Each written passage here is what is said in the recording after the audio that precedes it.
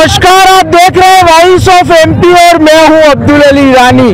चुनाव प्रचार के अंतिम दिन नरेंद्र जी नाहटा जो कि मनासा से कांग्रेस के विधायक प्रत्याशी है, धुआंधार प्रचार अभियान पे निकले हुए। आइए बात करते हैं। सर, सबसे पहले तो वॉइस ऑफ एमपी परिवार की ओर से दीप पर्व की आपको हार्दिक शुभकामनाएं, बधाइयां सर। मेरी तरफ से भी आपके वॉइस ऑफ एमपी के परिवार को बहुत बहुत शुभकामनाएं। सर, चुनाव के आखिरी दौर में हवा का रुख क्या कह रहा है सर? आपको क्या लग रहा है? हवा एक ही तरफ बह रही है, कांग्रेस की तरफ। हवा परिवर्तन ला रही है, सरकार भी बदल रही है और विधायक भी बदल रहे हैं। तो अभी तो चारों तरफ एक ही हवा है। हवा कहेंगे, आंधी कहेंगे? आंधी। हम तुम्हारे साथ हैं। कहने का अधिकार तो जनता का है। हम तुम्हारे साथ हैं। सर, चुनाव का आखिरी दौर है, आप लगातार जनसंपर्क में हैं। इस समय में कौन से मुद्दे उभर कर सामने आ रहे हैं जिसको लेकर जनता कहीं न कहीं अपना ध्यान रखे हुए है? देखिए, पूरा चुनाव मुद्दों पे था। भ्रष्टाचार सबसे बड़ा मुद्दा था। पिछले 5 सालों में कोई विकास कार्य नहीं हुआ, ये एक मुद्दा था। फिर बदजुबानी एक मुद्दा था, कमीशन। तो ये सब चीजें मिलाकर जनता ने अपना दिमाग बना लिया। अब जबकि 2 दिन बाकी रहे हैं, परसों चुनाव है, परसों वोट डालना है, तो जनता अपना दिमाग बना चुकी है। अब निर्णय तो उसका हो चुका है, उस निर्णय को वोट की पेटी तक पहुंचना है। सर, जो बात आपने रखी, जिस तरह की, चाहे विकास की बात हो, भ्रष्टाचार की बात हो, बदजुबानी की बात हो, आपका मॉडल क्या है सर? आप किस तरह का इसका जवाब दे रहे हैं? क्या आपका विजन है? बहुत अच्छा सवाल है आपका। देखिए, मनासा और रामपुरा को और पूरे मनासा विधानसभा क्षेत्र को इन 20 सालों में मुझे लगता है शिवराज सिंह जी की सरकार में बहुत नुकसान हुआ है। हमारी बहुत उपेक्षा हुई है।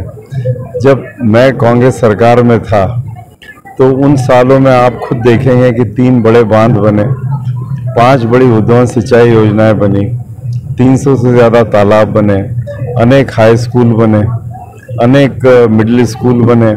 हमने कहा कि हर छोटी सी छोटी बस्ती में अगर 30 बच्चे पढ़ते हैं तो वहाँ पर वहीं का स्थानीय शिक्षित युवक उन्हें पढ़ाना शुरू कर दे और उसकी तनख्वाह हम देंगे। हम शिक्षा का बहुत बड़ा विस्तार चाहते थे। अब मैं गांव में जा रहा हूँ, स्कूल बंद हैं और वर्षों से उनकी कोई व्यवस्था नहीं है। अस्पतालों में आइए, कुकड़ेश्वर का अस्पताल मेरे कार्यकाल में बना, मनासा के कार्यकाल की नींव मेरे कार्यकाल में रखी गई।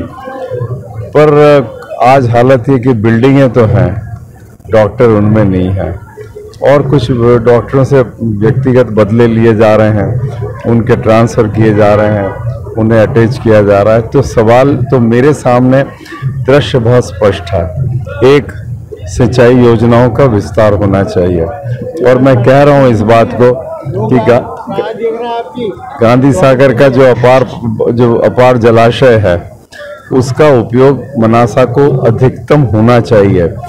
तो जब मैं भोपाल, मुझे जनता भेज देगी तो मेरा पहला काम यह होगा कि मैं कमलनाथ जी से कहूं कि जलाशय रामपुरा के गांधी सागर के जलाशय पर हमारा अधिकार है और हमारे हर खेत तक उस पानी को पहुंचना चाहिए। ये मेरी पहली प्राथमिकता होगी। और दूसरा, ये बिजली की बहुत अव्यवस्था है। प्रशासन कहने को सुशासन था, भ्रष्टाचार बहुत फैला। इस व्यवस्था को ठीक होना चाहिए। तीसरी बात, शिक्षा और अस्पताल, स्वास्थ्य बुरी हालत में है, इन्हें सुधारना होगा और जनता को सरकार में, प्रशासन में विश्वास पैदा करना होगा। तो ये चुनौतियां जिन पर मुझे काम करना है।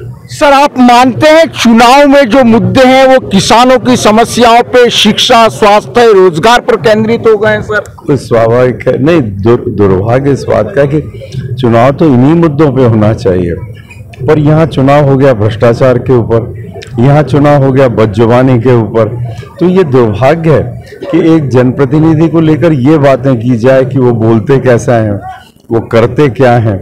ये आप जो कह रहे हैं, इन्हीं मुद्दों पे चुनाव होना था।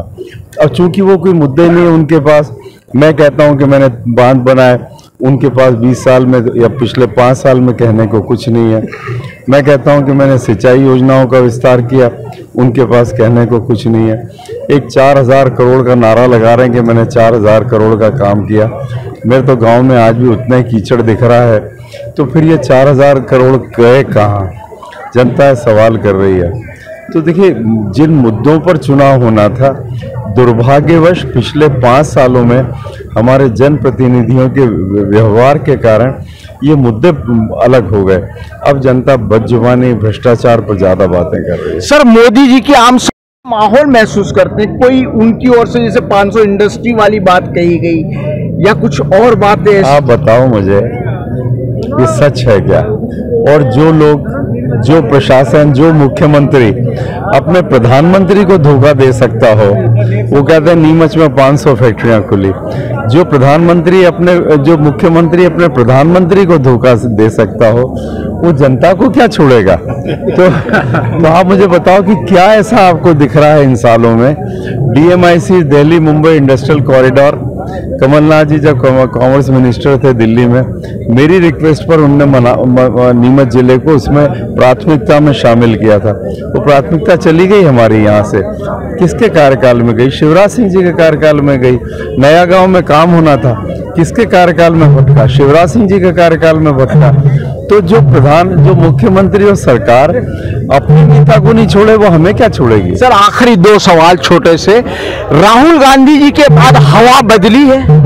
निश्चित रूप से। जो राहुल गांधी जी खुद को लगा कि यहाँ जितना जोश और उत्साह कार्यकर्ताओं और जनता में है, वो खुद भी उसको देख के हैरान थे। और वो बता रहा है कि नीमच जिले में हवा किस तरफ बह रही है। माना जाए अब की बार नाहटा जी फिर एक बार?